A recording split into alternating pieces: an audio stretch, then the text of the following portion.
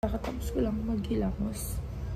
And then, mag-skincare lang. Maglalagay lang ng moisturizer. Pero, ang face is, tawag dito. Meron kasi akong notebook dito. Itong notebook na to is, tawag dito. Nabablanko ako. Para siyang diary ko. Nakuha ko lang to nung nag-business expo kami. Pero, ito, ginawa ko siya as sa mga klase ko na parang kung ano gusto nilang sabihin sa akin, like advice, ganyan. Parang before matapos yung taon, gano'n. Then,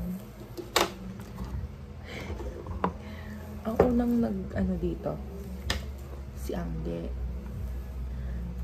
Wala talaga akong dapat balak pang basahin. Pero, curious na talaga ako kasi ang sabi ko, babasahin ko siya at the end of the year. So, siguro mga December, ganyan, December 31, gano'n. Pero, curious na ako, guys. Ano ba yung bounce?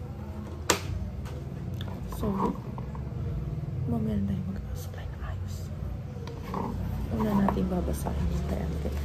Gusto kong basahin dito yung kay Patrice. Kasi ayun, lagi ko siyang kaaway.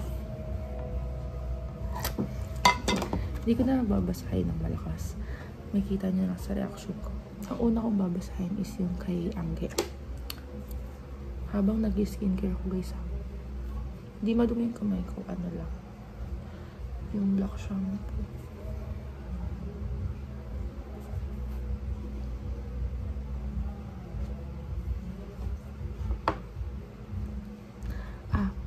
Sabi ko kasi, guys, diba, notebook to isang buong ganyan. Kailangan nilang mapuno yung isang page, isang buong ganito.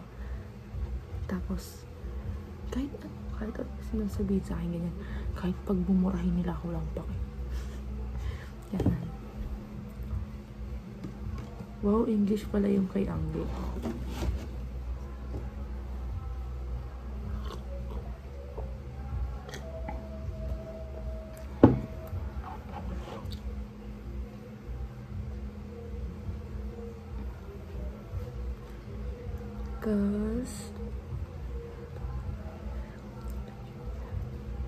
Uy.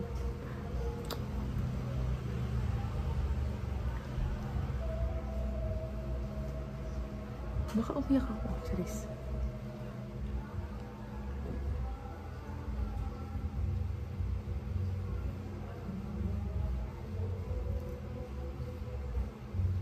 Ay, wow. Nakaka-touch naman din yung ni Angge. Message niya. So, next natin si Jonah. So, si Jonah, guys, is best friend ko siya. Ayun yung lagi kong katabi sa room. Lagi kong kadaldala, kadismis ang ganyan.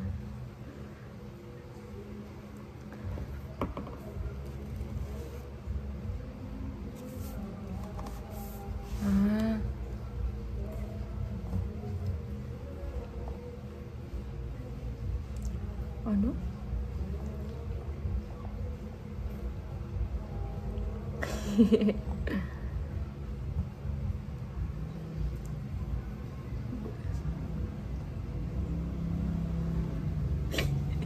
Oh, guys. Si Jonah kasi yung kaibigan ko na siloso talaga. Ako din naman silosa. Sa friend lang.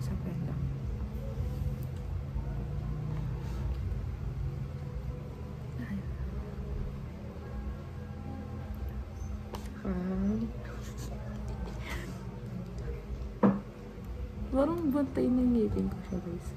Okay.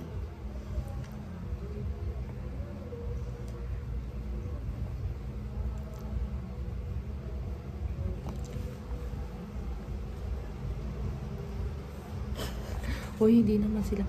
Alam nyo, guys, nag-worry kasi si Jonah.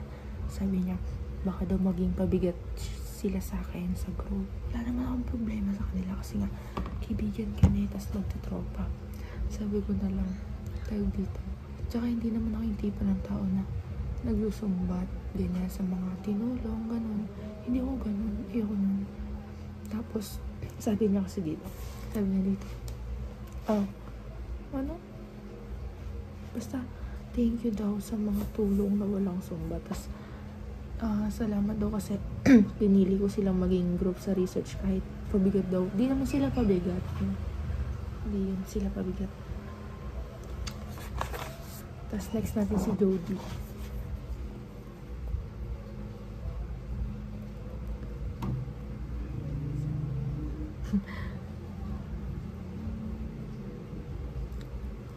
Hoy.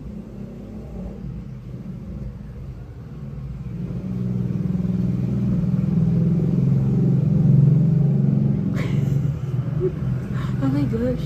Si Jody.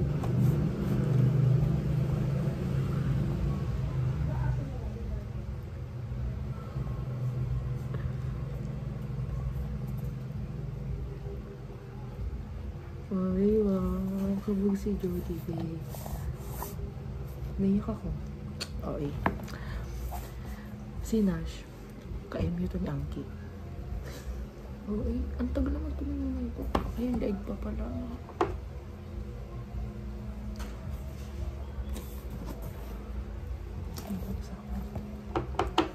Tapos na.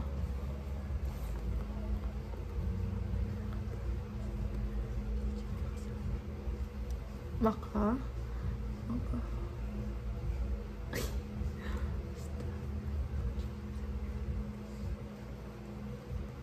Ano? Wala. Doon.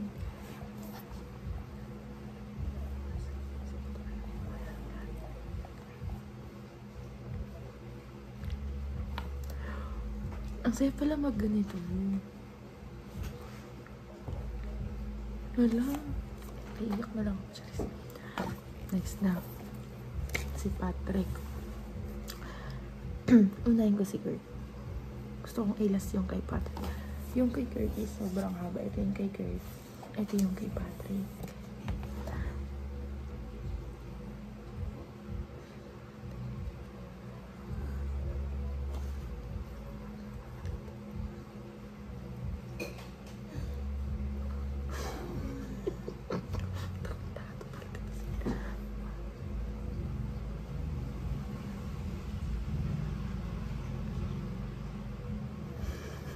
Kahit ganun siya.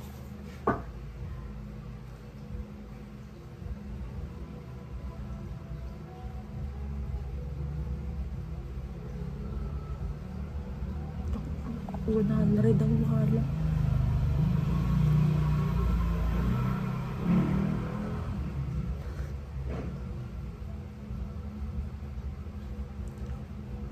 Taga-kopya mo yun.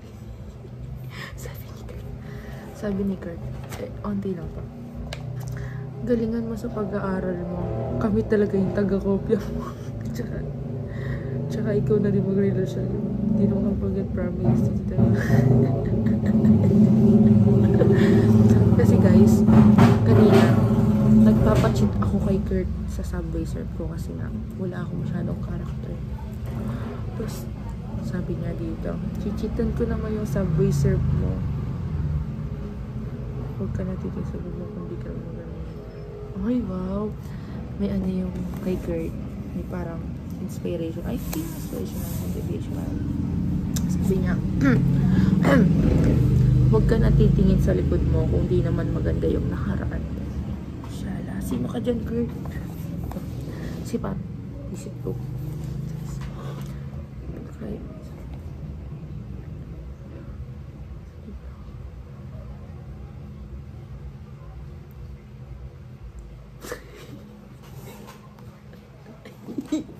Sige guys, babasahin ko yung kay Patrick. Hayop talaga itong kinikinan to. Sabi, Rain, kupal ka kahit minsan may pagkakupal ka, di ka nakakasawa. Boring din kasi pag wala ka. Wala kaming kaasaran, walang mabuburot. Minsan din, may pagkahayop din ugali mo. Pero sinasamahan ka pa rin namin. Wala, parang di masaya eh. Pag hindi ka sa master mo kasi asarin, bilis mo mapigon. Sabi niya, advice ko lang sa'yo, kahit anong pagsubok dumating, kayanin lang.